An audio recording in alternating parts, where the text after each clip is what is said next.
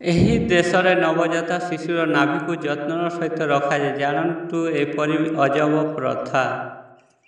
ଯେକୌଣସି ପରିବାରରେ ସନ୍ତାନ ଜନ୍ମ ଖୁସିରେ ପରିପୂର୍ଣ୍ଣ, ତଥାପି ଏହି ବିଶେଷ ଅବସରକୁ ପାଳନ କରିବା ଲୋକଙ୍କର ଭିନ୍ନ ଭିନ୍ନ ଉପାୟ ଅଛି। ବିଶ୍ୱର ଅନେକ ସମ୍ପ୍ରଦାୟରେ ଶିଶୁ ଜନ୍ମ ହେବା ସମୟରେ ଅଜବ ରୀତିନୀତି ପାଳନ କରାଯାଏ। ବିକଶିତ ଦେଶଗୁଡ଼ିକରେ ମଧ୍ୟ ରୀତି ପାଳନ କରୁଥିବା ଲୋକ ଅଛନ୍ତି। ବିଶ୍ୱାସ କରାଯାଏ ପୂଜାପାଠ ପାଳନ କରିବା ଦ୍ୱାରା ପିଲାଟି ଆସିବାକୁ ଥିବା ସମସ୍ତ ଅସୁବିଧାରୁ ରକ୍ଷା ପାଇପାରିବ। ଚୀନରେ ପିଲା ଜନ୍ମ ହେବା ପରେ ମାଆକୁ ପୁରା 30 ଦିନ ପାଇଁ ପରିବାରଠାରୁ ଦୂରରେ ରହିବାକୁ ପଡ଼ିଥାଏ। ଏହି 30 ଦିନ ମଧ୍ୟରେ ନୂତନ ମାଆକୁ ଘରକୁ ଯାଇପାରିବେ ନାହିଁ କିମ୍ବା କଞ୍ଚା ଫଳ ଖାଇପାରିବେ ନାହିଁ। କେବଳ ଏମିତି ନୁହେଁ, ନୂତନ ମାଆକୁ ସ୍ନାନ କରିବାକୁ ମଧ୍ୟ ବାରଣ କରାଯାଇଛି। ଚୀନ ଭାଷାରେ ଏ ମାସକୁ ଜୁଇ ଜୁକା କୁହାଯାଏ। ଆପଣଙ୍କୁ କହି ରଖୁ ଯେ ଚୀନରେ ରୀତିରେ 2000 ବର୍ଷର ଅଧିକ ପୁରୁଣା।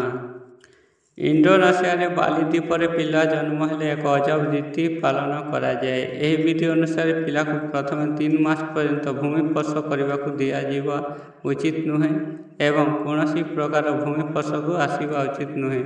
ଏପରି ପରିସ୍ଥିତିରେ ମାଆ ସବୁବେଳେ ପିଲାକୁ କୋଳରେ କିମ୍ବା ବିଛଣାରେ ରଖନ୍ତି।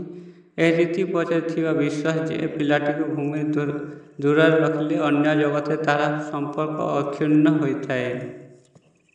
ନାଇଜେରିଆର ଏକ ଘାନାରେ ପିଲା ସହିତ ଜଡ଼ିତ ମାଆର ନାଭିକୁ ଶୋକ ପାଳନ କରିବାର ଏକ ପ୍ରଥା ରହିଛି। ଆଫ୍ରିକୀୟ ଦେଶଗୁଡ଼ିକରେ ପ୍ରେଗ୍ନାଣ୍ଟ ଶିଶୁର ଯମଜ କିମ୍ବା ଭଉଣୀ ଭାବରେ ବିବେଚନା କରାଯାଏ। ପୂର୍ଣ୍ଣ ରୀତି କବର ଦିଆଯାଏ ସହ ଦାହ ପ୍ରକ୍ରିୟା ଏକ ଗଛ ତଳେ ହୁଏ। ଜାପାନରେ ଶିଶୁର ନାଭିକୁ ମଧ୍ୟ ବହୁତ ଗୁରୁତ୍ୱପୂର୍ଣ୍ଣ ଦିଆଯାଏ। ଏଠାରେ ବିଶ୍ୱାସ କରାଯାଏ ନାଭି କର୍ଡ ହେଉଛି ମାଆଙ୍କ ସହିତ ଜଡ଼ିତ ଏକ ପ୍ରତୀକ। ଏପରି ପରିସ୍ଥିତିରେ ଏହାକୁ ସମ୍ମାନ ଦିଆଯିବା ଉଚିତ।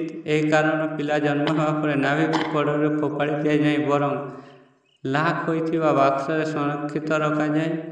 ଜାପାନୀ ଭାଷାରେ ଏହାକୁ ହେସୋ ନୋ କୁହାଯାଏ, ଯାହାର ଅର୍ଥ ପେଟ ଲାଞ୍ଜ।